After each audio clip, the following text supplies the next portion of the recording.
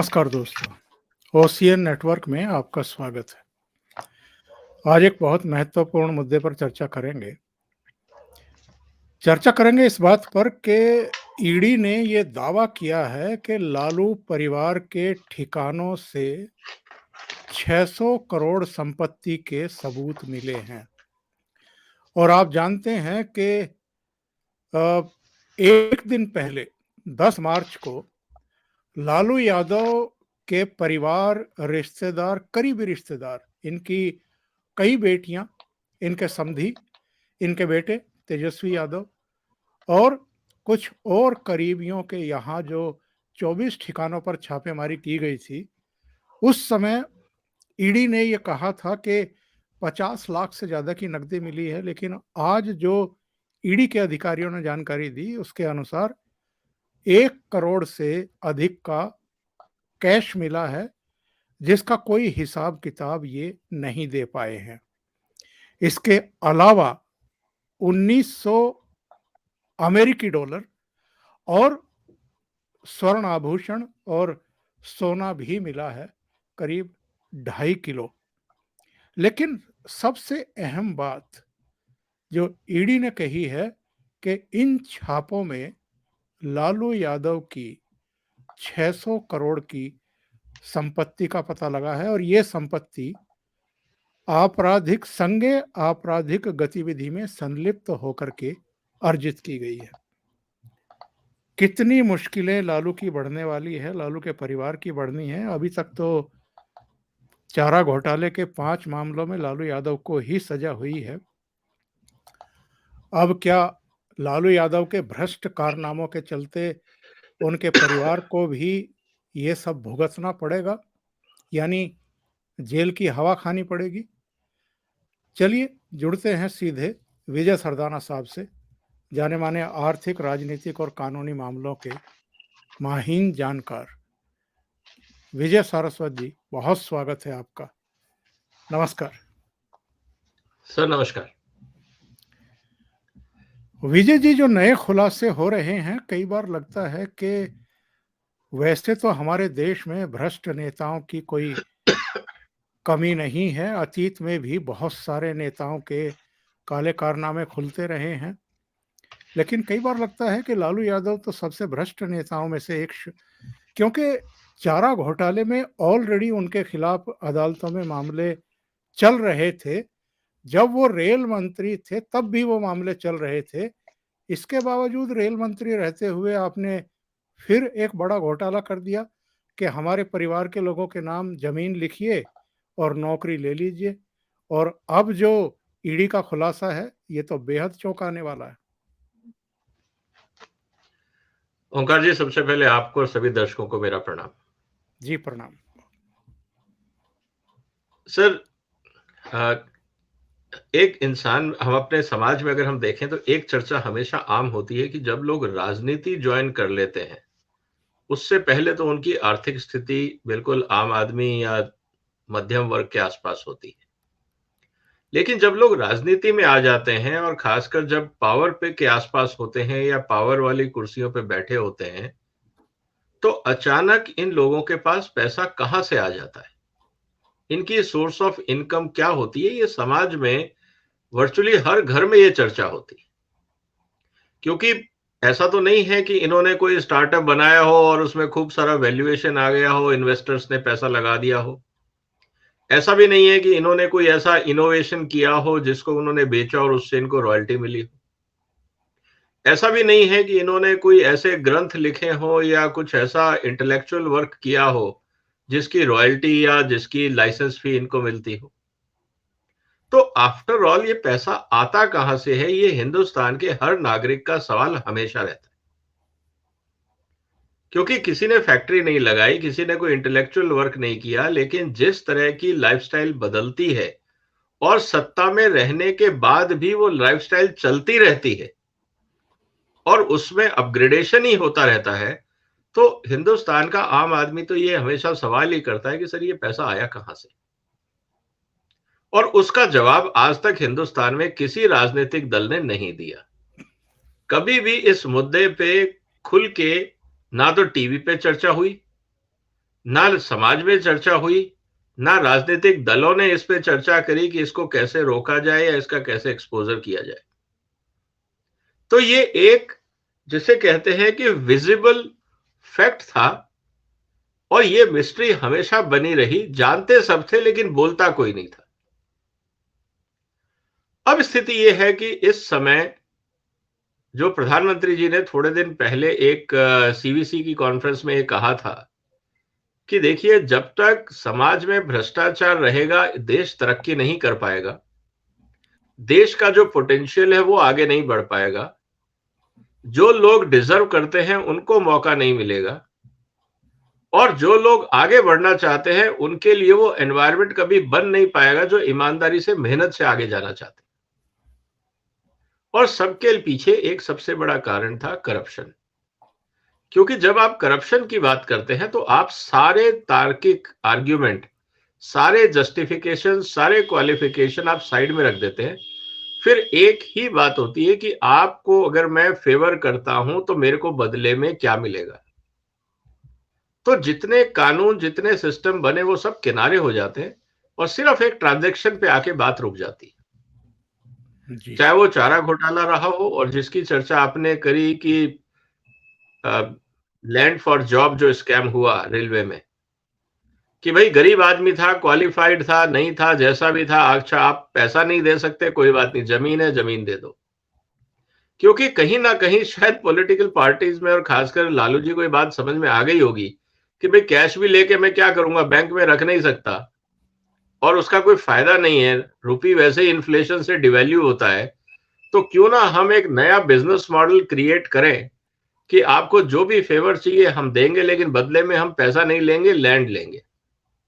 क्योंकि जमीन के दाम तो बढ़ते ही हैं, चोरी नहीं होगा, उस पे कोई रेट नहीं डालेगा, कोई उसको उठा के नहीं ले जाएगा। तो उन्होंने बहुत सारे उसके फायदे देखे और जो पहले कैश फॉर वर्क का प्रोग्राम था उसको उन्होंने लैंड फॉर वर्क का काम बना दिया। तो उसमें इनोवेशन जरूर किया। अब स्थिति यह है कि जैसा आपने कहा सर कि 600 करोड़ की संपत्ति का पता लगा है, तो मुझे लगता है सर अब तो सवाल और आसान हो गया है। जहां जहां पे भी ये लोग रह रहे हैं, जहां जहां पे भी इनकी संपत्तियां हैं, इनकी और इनके रिश्तेदारों की, उन सबको नोटिस इशू करके ईडी को और सीबीआई को ये पूछना चाहिए, बस आप सोर्स ऑफ इनकम बता दीजिए, कब कहां कैसे खरीदी, किसने किसको कितना पेमेंट किया, आप ये हिसाब किताब ले आइए, अपनी संपत्ति ले जाइए। और अगर आप ये हिसाब किताब एज पर कानून नहीं बता पाते तो फिर ये सारी संपत्ति कुर्क हो सकती है या सरकार इसको अटैच करके बाकी जो कार्रवाई है प्रोसीजर के हिसाब से करना है वो कर सकती है। तो अब स्थिति बहुत साफ है, क्लियर है और अब ये देखना है कि आगे क्या होता है। इसके कानूनी पहलू क्या हैं विजय जी? कानूनी पहलू मैं इसलिए पूछ रहा हूं कि 600 करोड़ की अवैध तरीके से कमाई गई संपत्ति की शिनाख्त अगर कर ली है ईडी ने, तो यहां से आगे अब किस तरीके की कार्रवाई चलेगी? सर, जैसा मैंने आपसे कहा कि इस समय जैसे ईडी करेगी कि ईडी जो भी डॉक्यूमेंट या जो भी प्रॉपर्टीज के डेटा उन्होंने कंसर्न रजिस्ट्री से, स्टेट गवर्नमेंट से या कंप्यूटर से, क्योंकि कहीं ना कहीं प्रॉपर्टी किसी ना किसी के नाम पे तो रजिस्टर होगी, वो सारे कागजात निकाल के जो ओनर है उसको बुलाया जाएगा। क्योंकि आपने देखा होगा बहुत सारी प्रॉपर्टीज हिंदुस्तान में बेनामी होती थी या किसी और के नाम पे होती थी कि साहब आपने बंगला खरीदा, अपने ड्राइवर के नाम पे रजिस्ट्री करा दी। तो अभी मुझे लगता है कि जो कार्रवाई चलेगी, पहले जो एविडेंस इकट्ठे किए हैं या जो प्रॉपर्टीज की डिटेल या लैंड डिटेल्स जो सीबीआई ने और ईडी ने इकट्ठे किए हैं, उनकी रजिस्ट्री से डिटेल निकलवाई जाएगी कि उनके मालिकाना हक किसका है। उनको बुलाया जाएगा कि भैया ये प्रॉपर्टी आपकी है, आपने इस तारीख को रजिस्टर कराई, इसका पेमेंट आपने कहां से दिया, किससे खरीदी, कब खरीदी। क्योंकि यहां पे दो इंटरेस्टिंग चीज है सर। कंप्लेंट करी है जिनसे जबरदस्ती जमीन ली गई, तो जिसने भी रजिस्ट्री कराई तो किसी से तो खरीदी होगी। ऐसा तो है नहीं कि सर जमीन पड़ी थी और कोई मालिक नहीं था, मैं गया, अचानक मेरे को लगा कि ये जमीन अच्छी है, मैंने जाके अपने नाम पे रजिस्ट्री करा ली। ऐसा तो हुआ नहीं होगा। वो जमीन पहले किसी और के नाम पे होगी। तो ईडी और सीबीआई दोनों को बुलाएंगे कि भाई क्या ये जमीन आपकी थी? वो कहेंगे हाँ जी थी। क्या आपने इनको बेची? बिल्कुल बेची। किस लिए बेची? या तो जस्टिफिकेशन देंगे कि साहब बेटी की शादी थी, ट्रैक्टर खरीदना था, कोई और काम था, घर में बीमारी थी, इसलिए मुझे पैसे चाहिए थे, मैंने जमीन बेची इन साहब को। कितने में बेची? तो चाहे वो 5 लाख बोले, 10 लाख बोले, 50 लाख बोले, 5 करोड़ बोले, तो उस वहां से फिर आपका मनी एंगल शुरू हो जाता है, जहां ईडी की दखलंदाजी शुरू हो जाती है। जैसे ही आप पैसे की बात करेंगे कि कितने में खरीदी और कितने में बेची, ईडी का रोल शुरू हो जाता है। ईडी फिर तफ्तीश ये करेगी कि ये जमीन के पैसे, ठीक है आपने जमीन खरीदी है और आप कह रहे हैं कि मैंने 50 लाख में जमीन खरीदी, तो आप ये बताइए 50 लाख का पेमेंट कैसे किया, किसने किया? आपने क्या 50 लाख का लोन लिया तो लोन डिटेल दिखा दीजिए। आपने किसी से उधार लिया तो उस आदमी को बुला लाइए।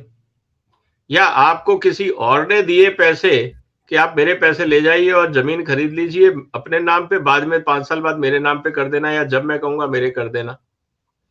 इस तरह की अंडरस्टैंडिंग होगी। तो अब तो काम ईडी और सीबीआई के लिए आसान इसलिए हो जाएगा क्योंकि अब उस लैंड के आसपास मनी ट्रेल भी होगी और लोगों की शक्लें भी होंगी। उन डॉट्स को कनेक्ट करते हुए अब सीबीआई और ईडी आगे बढ़ेगी, और उसी का नतीजा है कि जो आज ईडी बोल रही है 600 करोड़ उन्होंने आइडेंटिफाई कर लिया है, इसका मतलब वो डॉट जोड़ने उन्होंने शुरू कर दिए। और 600 करोड़ की संपत्ति का मतलब ये है कि अगर किसी को जॉब दिया, हो सकता है आज उसकी जमीन की कीमत 2 करोड़ हो, 5 करोड़ हो, 10 करोड़ हो, और कई कारण हो। तो कहने का मतलब ये है कि अब ये चीजें एक एक करके सामने आ जाएंगी कि कितने लोगों को नौकरी दी, कितनी जमीन ली, कहां ली, कैसे ली। तो अब तो आसान है। और अगर ये आसान नहीं होता तो निश्चित रूप से जैसा अक्सर होना चाहिए कि लालू जी और उनका परिवार साफ साफ बोल दे कि देखिए हम तो साहब गरीब आदमी थे, लालू जी का इतिहास सबके सामने है, कोई नई बात नहीं है। विदेश से माइग्रेट होके हिंदुस्तान आए नहीं थे, वो तो हिंदुस्तान की धरती पे रहे। उनका पूरा इतिहास पूरी उनकी पार्टी जानती है, उनके दोस्त जानते हैं, पार्लियामेंट जानता है, सब जानते हैं। सिर्फ इतना कह देना है लालू जी को कि सर ये जितनी प्रॉपर्टीज की आप बात कर रहे हो ये मेरी नहीं है, आप इसको अटैच करिए, बेचिए, कुर्क करिए, मुझे कोई मतलब नहीं। हम सिर्फ यहाँ अपने दोस्त के मकान में किराए पे रह रहे हैं, हम उसको किराया दें या ना दें ये हम दोनों दोस्तों के बीच की बात है। हम चाहे 500 रुपए किराया दें या बिल्कुल ना दें या 5 लाख दें। अगर आप 5 लाख किराया देते हैं तो ऑब्वियसली सवाल ये बनता है कि पैसा कहां से आ रहा है। तो अगर आप फ्री में रह रहे हैं तो वो दोस्त आपके साथ कह सकता है कि लालू जी घर मेरे पास फ्री पड़ा है, खाली पड़ा है, आप इस्तेमाल कर लीजिए, कोई दिक्कत नहीं है। ऐसा होता है दोस्तों के बीच में। तो कहने का मतलब ये है कि अब जैसे जैसे डॉट्स बढ़ेंगी आगे, और मुद्दे सामने आएंगे और चेहरे सामने आएंगे। और देखिए एक बात और है सर, जैसा कि हमने लीकर जो शराब घोटाला हुआ दिल्ली में, हमने कहा था कि उसमें मिडिल मैन थे, इसमें भी मिडिल मैन होंगे। क्योंकि नौकरी किसको चाहिए, उसको लाना, उसके पास जमीन हो, ये पहले उसकी तफ्तीश कर लेना। क्योंकि बहुत सारे लोगों को नौकरी चाहिए, लेकिन ऐसे बहुत सारे लोग होंगे जिनके पास ना पैसा था ना जमीन था, उनमें से शायद किसी को नौकरी नहीं मिली होगी। तो अगर ऐसे 1000 लोग उन मिडिलमैन्स के पास आए होंगे, उसमें से उन्होंने पहले स्क्रीनिंग की होगी। वो स्क्रीनिंग करके लोगों को फिर आगे तक लेके गए होंगे सिस्टम में कि देखिए यहां ऐसा होगा, और फिर वो पूरा सिस्टम होगा। खुद लालू जी ने तो इंटरव्यू लिया नहीं होगा, जिसने इंटरव्यू लिया उससे पूछा जाएगा भाई साहब आपने किसके कहने पे इंटरव्यू लिया, क्या देखा। तो वो जो इंटरव्यू पैनल है उसको बुलाना पड़ेगा ईडी और सीबीआई को कि आपने इसको कैसे सेलेक्ट किया, किसके कहने पे किया। रेलवे बोर्ड के अधिकारी होंगे, डिस्ट्रिक्ट जो डीआरएम ऑफिस के अधिकारी होंगे रेलवे के, जहां जहां उनकी अपॉइंटमेंट हुई उनके अधिकारी होंगे। अगर टेंडर कॉन्ट्रैक्ट हुआ होगा, किसी कॉन्ट्रैक्टर के यहां लगाया होगा तो उससे बात होगी। तो कहने का मतलब ये है सर, अभी तो ये परतें खुलनी शुरू हुई हैं, ये कार्रवाई लंबी चलेगी, और मुझे लगता है कि जो 600 करोड़ का आंकड़ा अभी सामने है ये कई गुना बढ़ सकता है। और ये भी हो सकता है कि पैसा विदेश भी गया हो। क्योंकि जब कैश आपने इकट्ठा किया होगा तो उसको तो हिंदुस्तान में नहीं रखा होगा, क्योंकि सबको पता है कि बैंकों पे सरकार की निगाह है। और अगर कहीं बड़ा ट्रांजैक्शन होता है तो ये बैंक मैनेजर की रिस्पॉन्सिबिलिटी है कि वो कंसर्न अथॉरिटीज को बताए। ये आरबीआई गाइडलाइंस है। आरबीआई की गाइडलाइन बहुत क्लियर है कि अगर 10 लाख से ऊपर की कहीं पे भी ट्रांजैक्शन होती है तो उसको आप रिपोर्ट करेंगे। तो इस रूप में आरबीआई के पास सारा डेटा होगा उन अकाउंट्स का, उसमें ना फंसे। इसलिए ये जरूरी है कि पैसे को कहीं विदेश भेजा जाए, क्योंकि कैश भी तो चाहिए, सिर्फ जमीन से तो गुजारा होगा नहीं। तो ये मुझे लगता है कैश प्लस काइंड दोनों की बात है। काइंड पे अभी नजर आ गई है। कैश अभी 1 करोड़ मिला है। ये 1 करोड़ शायद इसलिए मिला होगा कि भाई दाल रोटी का खर्चा भी करना है, बाकी कहीं से किराया आता होगा, जो प्रॉपर्टीज है उसमें हो सकता है दुकानें हो, मकान हो, बिल्डिंगें हो जिनका किराया आता हो। तो अभी बहुत कुछ आना बाकी है सर। ये जो पहला एस्टिमेट है 600 करोड़ का, ये शुरुआती रुझान है जिसको कह सकते हैं।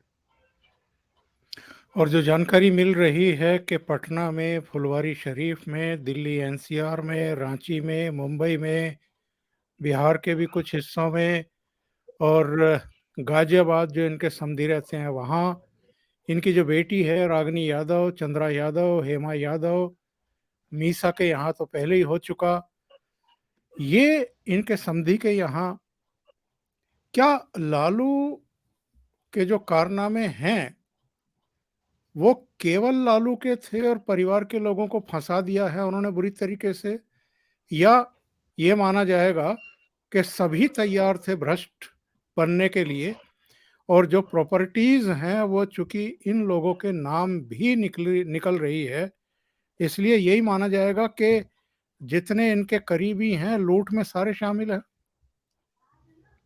सर देखिए, ऐसा है कि इस समय घर के मुखिया लालू जी, और एज ए फैमिली हेड ये उनकी नैतिक जिम्मेवारी है कि बच्चे खुश रहें और खुशहाल स्थिति में रहें। जो दुख दर्द उन्होंने अपनी जिंदगी में देखे बचपन में, वो नहीं चाहते कि उनके परिवार के बाकी सदस्य उस क्राइसिस से निकले। तो निश्चित रूप से जब भी उन्होंने कोई इस तरह की कार्रवाई की होगी तो परिवार के लिए की होगी, क्योंकि उनको पता है कि भाई अगर गरीबी से बाहर निकलना है और स्किल हमारे पास नहीं है तो हमारे पास तो पावर है, पावर का ही हम यूज कर सकते हैं, और तो हमारे पास कुछ ऑप्शन है नहीं। और जब उन्होंने लिया होगा कोई भी इंतजाम या उस कोई भी लेन देन की बात हुई होगी तो दिमाग में जरूर होगा कि भाई मेरे को, मेरी बेटियां हैं, मेरे बेटे हैं, मेरे को इन सबको सेट करना है। तो अगर हर एक के पास में एक्स अमाउंट हो जाए तो कम से कम इन लोगों की डे टू डे लाइफ जो है वो डिफिकल्ट नहीं होगी। तो अगर मान लीजिए आपके 10 बच्चे हैं और आप 10 करोड़ की भी बात करते हैं तो 100 करोड़ तो यही बन जाता है सर।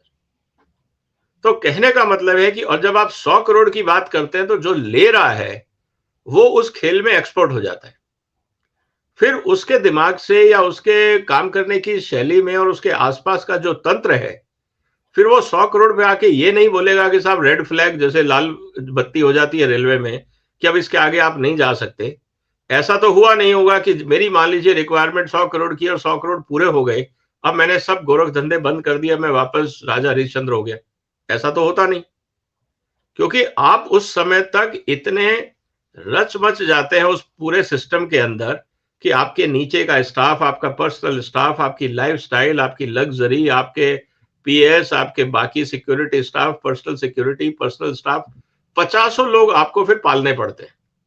उनका खर्चा कहां से आएगा?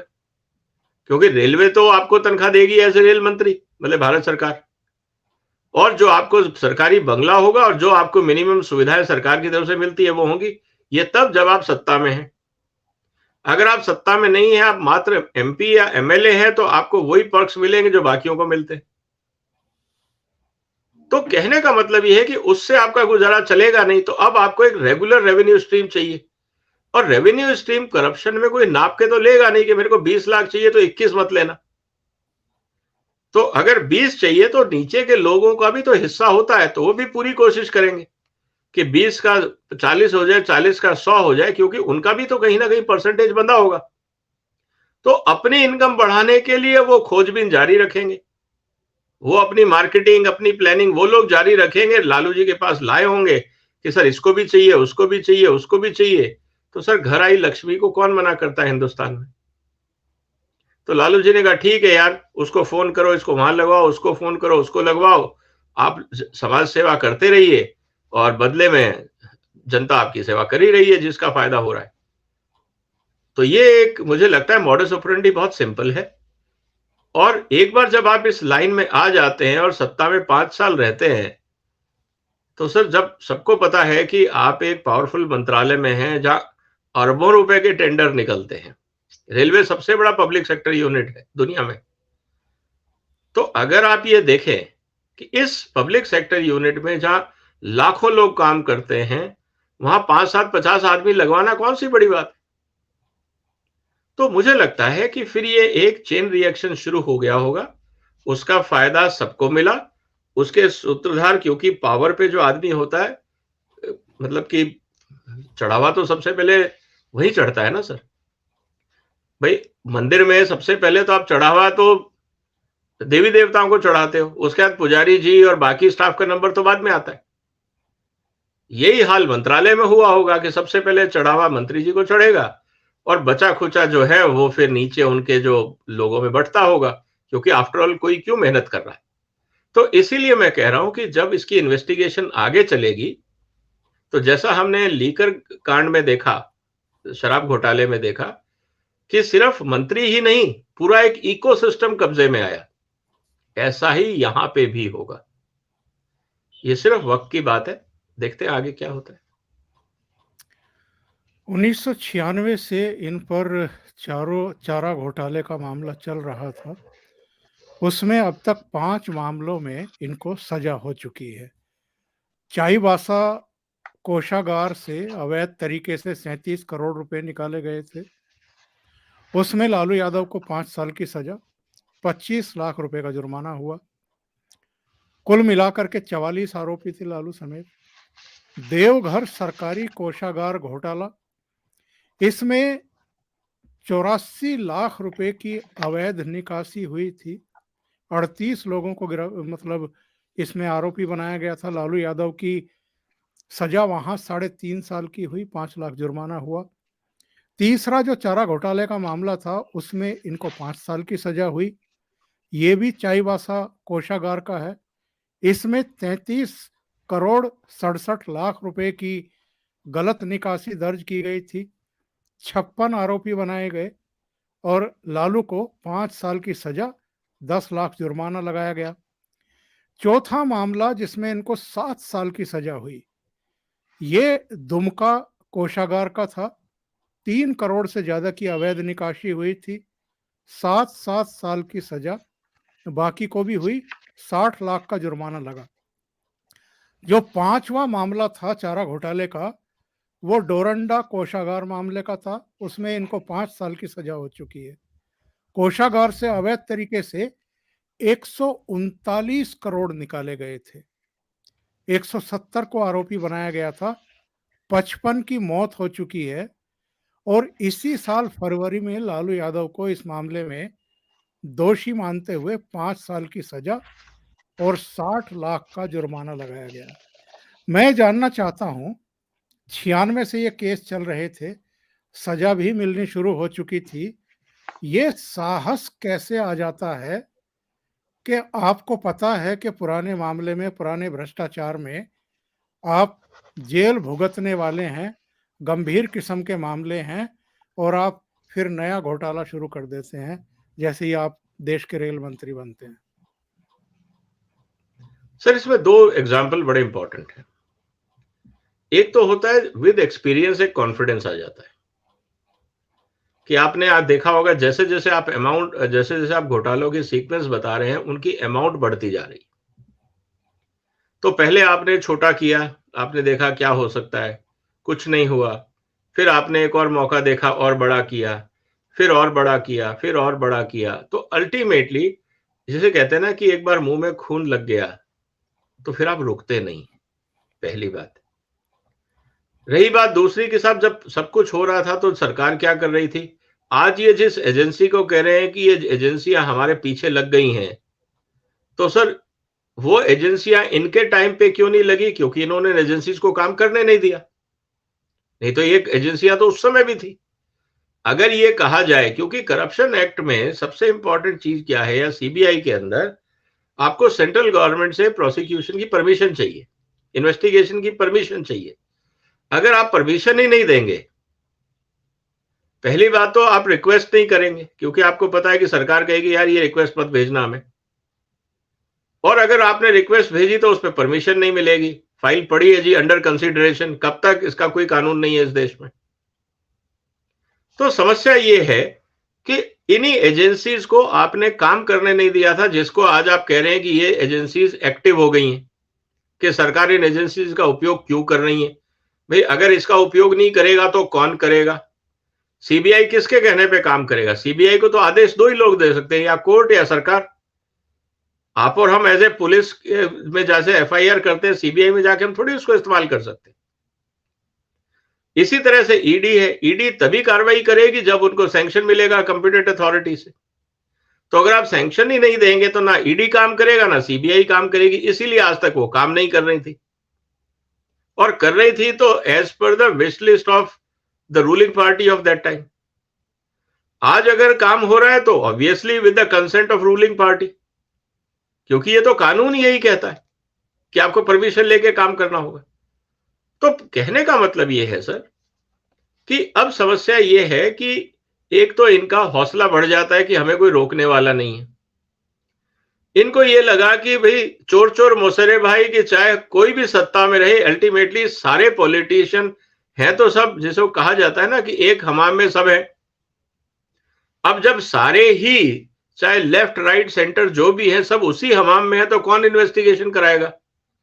तो ये एक धारणा बन गई थी पॉलिटिकल क्लास में कि यार आप कुछ भी कर लो, चाहे मैं ऑपोजिशन में हूं या रूलिंग में हूं, पार्लियामेंट में और इलेक्शन के समय में हम जरूर लड़ेंगे आपसे, लेकिन जब बंदरबाट का टाइम आएगा तब हम, जैसे कहते हैं चोर चोर बोसरे भाई, तो हम ना आप पे उंगली उठाएंगे ना आप हमारे पे उठाना। आप बाकी हमारे को गाली गलौज करना, हमें सांप्रदायिक बोलना, हमें जो चाहो बोलना, इनकॉम्पिटेंट बोलना, सब बोलना, लेकिन लक्ष्मण रेखा में रहना, उसको क्रॉस मत करना, नहीं तो जब हमारा टाइम आएगा हम तुम्हारे लिए प्रॉब्लम करेंगे। और यही धमकी आजकल आप देख रहे होंगे जो लोग बोल रहे हैं कि अगर सरकार अभी कर रही है तो जब हम सत्ता में आएंगे तब हम बीजेपी को नचाएंगे। तो ये धमकाने वाला चल रहा है कि देखिए आप लोग मर्यादा में रहिए, ज्यादा एजेंसीज को यूज मत करिए, जो हमने गड़बड़ करी है वो हमारे पास रहने दीजिए, आपका टाइम है आप कर लीजिए, हम कोई छोड़ नहीं बचा रहे। अनफॉर्चुनेटली इस समय शायद भारत के प्रधानमंत्री ने एक ये लिगेसी छोड़ने की कोशिश करी है कि मुझे पॉलिटिकल सिस्टम को क्लीन करना है, करप्शन मुक्त भारत बनाना है। क्योंकि देखिए हर इंसान चाहता है कि कुछ ऐसी लिगेसी छोड़ के जाए अपने जीवन में, अगर उसको काम करने का मौका मिलता है कि आने वाली पीढ़ियां याद करें। हो सकता है कि आने वाले समय में मोदी जी को शायद इसलिए भी याद किया जाएगा कि सबसे ज्यादा ईडी ने अगर किसी समय पे अटैचमेंट करी पॉलिटिकल लोगों की प्रॉपर्टीज की तो वो मोदी साहब का टाइम था। हो सकता है ये भी एक हिस्ट्री बने। तो कहने का मतलब ये है सर कि ये हौसला होता है, और जब हौसला बढ़ता है तो इस तरह के काम होते हैं। अब मैं मेन चीज पर आता हूं। क्या इन लोगों को ये बिल्कुल समझ नहीं है कि एक बार अगर प्रवर्तन निदेशालय की कार्रवाई शुरू हो गई तो इनका बचना बहुत मुश्किल है? और आपने जो नया वीडियो अपने चैनल पर बनाया है कि मोदी सरकार ने प्रवर्तन निदेशालय को और अधिक शक्तिशाली बना दिया है, एक तो थोड़ा सा इसके बारे में दर्शकों को बताइए। और यहीं पर मैं दर्शकों को ये निवेदन भी करूंगा कि विजय सरदाना साहब का जो चैनल शुरू हुआ है, विजय सरदाना साइट्स इनसाइट्स करके, उस पर जाकर के उसको आप लोग सब्सक्राइब भी करिए, लाइक करिए, उनके वीडियो फॉरवर्ड करिए ताकि ज़्यादा से ज़्यादा लोगों तक वो पहुँचे। बहुत ही यूज़फुल आजकल वीडियो बना रहे हैं अपने चैनल पर, विजय सरदाना इनसाइट्स करके है, तो वहाँ जा कर के आप उसको सब्सक्राइब कर सकते हैं। तो विजय जी, जो प्रवर्तन निदेशालय को शक्तियां दी हैं इस सरकार ने, मोदी सरकार ने, वो उसको कितना शक्तिशाली बनाते हैं, और ख़ास तौर से जो पॉलिटिशियन हैं जिनको वीआईपी कहा जाता है, उनके लिए अब भ्रष्टाचार करना फांसी पर फंदे पर चढ़ने के समान कैसे बना दिया गया है, थोड़ा-सा इसके बारे में जानकारी दीजिए। ओंकार जी, एक बहुत इम्पोर्टेंट नोटिफिकेशन भारत सरकार ने, फाइनेंस मिनिस्ट्री ने रिलीज किया है अंडर पीएमएलए एक्ट, जो prevention of money laundering act है। देखिए, पूरी दुनिया में, ये भारत का नहीं है, हम अपने दर्शकों को इस बात की जानकारी दे दें, और डिटेल में मैंने अपने वीडियो में उसको पूरे तफसील से एनालाइज किया है। अंतरराष्ट्रीय एक संस्था है जिसको हम बोलते हैं फाइनेंशियल एक्शन टास्क फोर्स। ये पेरिस में स्थित है। G7 जो दुनिया के सबसे विकसित देश हैं, उन्होंने एक ये प्रयास शुरू किया करीब 1989 में कि आप दुनिया में जितना डोनेशन दिया जाता है या डेवलपमेंट का काम नहीं हो पाता है, अंडर डेवलप्ड कंट्री है, अरबों रुपए वर्ल्ड बैंक से जाता है, बाकी जगह से जाता है, प्राइवेट इन्वेस्टमेंट आता है, सब कुछ होने के बाद भी देश तरक्की क्यों नहीं करते? ये हमेशा समाज के ऊपर, चाहे वो हिंदुस्तान हो या हिंदुस्तान के बाहर हो, कहीं पे भी आपदा आती है तो एज ए इंसान हम सबको चिंता होती है कि यार ये हो क्या रहा है उस देश में। तो जितना डेवलपमेंट फंड पूरी दुनिया से बहुत सारे देशों में जाता है, तो एक ये सोच थी कि ये पैसा जाता कहाँ है, लोग अपने राज्य में इतना पैसा आने के बाद भी डेवलपमेंट क्यों नहीं हो पाता। तब ये बात समझ में आई कि this is all because of corruption. तो इसका मतलब कि जो लोग सत्ता पे हैं या जो पावरफुल पोजीशन पे है, सिर्फ राजनेता नहीं, एफएटीएफ के अंदर ये बात बहुत क्लियर है कि जो आदमी सत्ता पे है वो अपनी पावर का मिसयूज कर सकता है। ऐसे लोगों पे कंट्रोल रखना जरूरी है। तो एफएटीएफ ने उनके जो मैंडेट है 12 और 22, उनके करीब 40 मैंडेट हैं, 12 और 22 ऐसे हैं जिसमें उन्होंने मनी लॉन्ड्रिंग के लिए जो पावरफुल लोग हैं, जिसको हम कहते हैं पीपल, मतलब पॉलिटिकली एक्सपोज्ड पीपल या पीपल ऑन रेस्पॉन्सिबल पोजीशंस, जिसको हम अपनी भाषा में वीआईपीज बोलते हैं। इनमें कौन है? मंत्री हैं, अधिकारी हैं, जजेस हैं, मिलिट्री ऑफिसर्स हैं, इंक्लूडिंग जो पब्लिक सेक्टर यूनिट्स हैं उनके जो पदाधिकारी हैं, ये इन सबके परिवार और इनके एसोसिएट, चाहे वो बिजनेस एसोसिएट हो, चाहे इनका पर्सनल स्टाफ हो, या और भी जो इनके आसपास के लोग हो सकता है इनके रिश्तेदार भी। एफएटीएफ का ये मानना है कि ये लोग मिलके सिस्टम में लूटमार कर सकते हैं। जब ये लूटमार करेंगे तो ये इनका क्या होगा? पैसा जो इकट्ठा करेंगे या प्रॉपर्टीज जो ये इकट्ठी करेंगे, कंज्यूम तो होगी नहीं। या तो वो बैंकों में रखेंगे, या अपने देश में रखेंगे, या विदेश में रखेंगे, या उससे कोई एसेट्स खरीदेंगे। यही उपयोग होगा जब आपके पास मेरी रिक्वायरमेंट महीने की मान लीजिए 5 लाख रुपए और मेरे को 50 करोड़ आ जाता तो मैं उसको क्या करूंगा? पहाड़ बना के तो रखूंगा नहीं, तो कुछ ना कुछ उपयोग करूंगा, देश में रखूंगा या विदेश में रखूंगा, या तो उसको बैंक में रखूंगा, या प्रॉपर्टी खरीदूंगा, या ज्वेलरी खरीदूंगा। एफएटीएफ ने यह कहा है कि हर देश को prevention of money laundering act बनाना पड़ेगा। भारत का जो पीएमएलए एक्ट है ये भी उनके कहने पे और उनकी गाइडलाइन के हिसाब से बना है। पहला मुद्दा। दूसरा, बहुत सारे देश ये कहेंगे खाना पूरी करने के लिए कि हाँ जी हमने पीएमएलए एक्ट बना दिया, लेकिन उसमें सिर्फ ये लिख दिया कि अगर कोई शिकायत करेगा तो हम कार्रवाई करेंगे, खत्म। ये एक खाना पूरी भी हो सकती है। इस तरह की खाना पूरी रोकने के लिए एफएटीएफ ने एक बहुत इंटरेस्टिंग काम किया। उन्होंने कहा कि भारत में पीएमएलए एक्ट प्रॉपर है या नहीं है, इसकी जानकारी भारत सरकार से हम नहीं लेंगे, हम विदेशों से एक्सपर्ट टीम भेजेंगे। वो भारत में आके पीएमएलए एक्ट, उसके काम करने के तरीके, ईडी के काम करने के तरीके, वहां के जजमेंट्स, इन सब की स्टडी करके बताएगा कि हाँ यहाँ पे prevention of money laundering act ढंग से बनाया गया, ढंग से लागू किया गया और ढंग से काम कर रहा है। अगर पीएमएलए एक्ट हिंदुस्तान में ढंग से काम नहीं करेगा तो भारत को वो ग्रे लिस्ट या ब्लैक लिस्ट भी कर सकते हैं।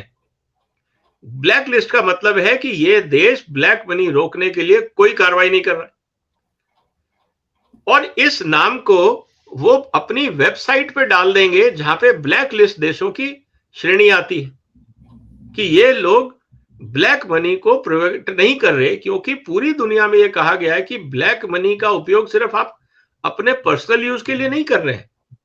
ब्लैक मनी का या मनी लॉन्ड्रिंग का इस्तेमाल टेररिस्टों को फंडिंग करने में हो रहा है, ड्रग माफिया उसका काम कर रहे हैं, ह्यूमन ट्रैफिकिंग में काम हो रहा है, और बहुत सारे क्राइम जो होते हैं जिनसे पैसा जनरेट किया जाता है वो आप इधर उधर घुमा रहे हैं समाज में क्राइम बढ़ाने के लिए। तो कहने का मतलब यह है कि अब अगर कोई देश इफेक्टिव पीएमएलए कानून नहीं लाता है, इनडायरेक्टली इसका मतलब यह है कि वो क्राइम को बढ़ा रहा है या गैर कानूनी लोगों का समर्थन कर रहा है या उन पे कार्रवाई नहीं कर रहा है, उनको संरक्षण दे रहा है। इसका मतलब ये है। और ये कहा गया है कि अगर कंट्रीज को हमने ब्लैक लिस्ट कर दिया तो पूरी दुनिया को ये अपील की गई है कोई भी उस कंट्री में इन्वेस्ट नहीं करेगा, और जो कंपनियां वहां काम कर रही हैं वो वहां से निकलें। आपको वहां जाने की जरूरत नहीं, अगर आप काम कर रहे हैं तो वहां से एग्जिट करें, क्योंकि आप ऐसे कंट्री में काम नहीं करेंगे या उस कंट्री में आप इन्वेस्टमेंट नहीं करेंगे जो समाज के खिलाफ आतंकवादियों को, ड्रग माफिया को और क्रिमिनल्स को प्रोटेक्शन देता है। तो आप समझिए कि कितना बड़ा खतरा हो जाता है किसी भी सरकार के लिए। जी जी। अभी तक क्या था कि भारत सरकार का जो पीएमएल एक्ट था उसमें काफी सारी चीजें थी, लेकिन कुछ कमियां थी ड्राफ्टिंग में, जो उस समय जब कानून आया तो सर आपको पता है कि पॉलिटिशियन अपना रास्ता निकालने की कोशिश करते, उन्होंने इन सब चीजों को नहीं लिखा होगा कि भाई इनकी क्या जरूरत है यार, अभी तो जो लोग खाना पूरी करनी है कर दो। सो 2002 में जब पीएमएलए एक्ट आया उसमें, क्योंकि चर्चा तो पार्लियामेंट में होती है ना, तो उन्होंने ये कहा होगा कि भाई ये सारी चीजें मानने की जरूरत नहीं है, या जो उस समय की गाइडलाइन होगी उस हिसाब से आपने बना दिया। वक्त के साथ एफएटीएफ ने अपनी गाइडलाइंस को इंप्रूव किया और सब देशों को कहा जैसे जैसे हम गाइडलाइन इंप्रूव कर रहे हैं वैसे वैसे आप लोग अपने कानून भी इंप्रूव करोगे, क्योंकि उन्होंने भी देखा कि पुरानी गाइडलाइन काम नहीं कर रही है, लोगों ने रास्ता निकाल लिया, फिर उसको उन्होंने ब्लॉक करने की कोशिश करी वगैरह वगैरह। तो इस तरह से उन्होंने नई गाइडलाइंस बनाई। तो नई गाइडलाइंस के हिसाब से आपको पॉलिटिकली एक्सपोज्ड पर्सन को बहुत क्लियरली बैंकों को कहना है।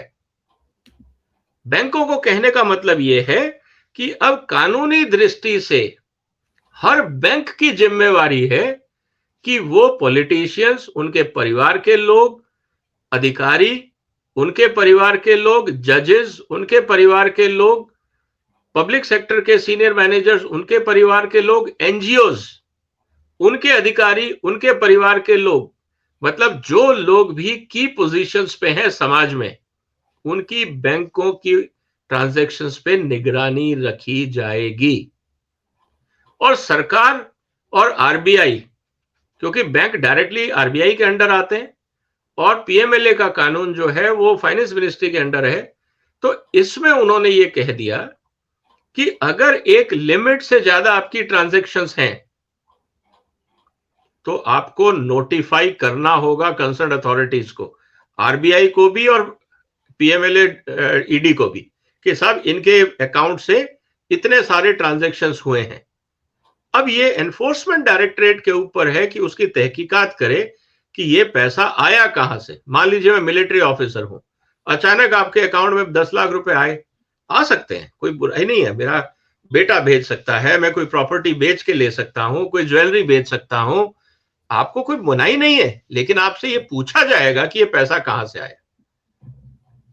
अगर आपने सही जवाब नहीं दिया तो पीएमएलए एक्ट के तहत आप पे कार्रवाई हो सकती है, और उसमें सीधा सा यह लिखा हुआ है कि अगर अन अकाउंट फॉर मनी से आपने जो भी एसेट्स खरीदे हैं वो अटैच किए जा सकते हैं, सरकार उन पे कब्जा कर सकती है।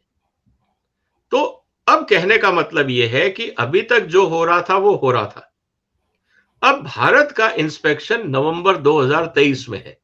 कोविड के चक्कर में वो पोस्टपोन्ड हो गया, नहीं तो ये कानून पहले आ जाता सर। जी, जी। तो अब ये नवंबर 2023 में है और इस समय भारत G20 का लीडर भी है।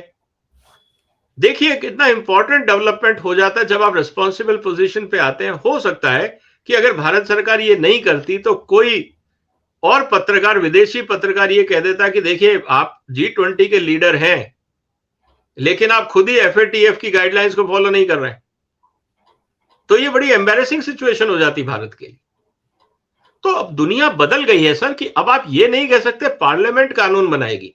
आप पार्लियामेंट में मत बनवाइए, FATF आपको ब्लैकलिस्ट कर सकता है। फिर आप पूरी दुनिया को जवाब दीजिए कि ऐसा क्यों हुआ, आपने ऐसा क्यों किया।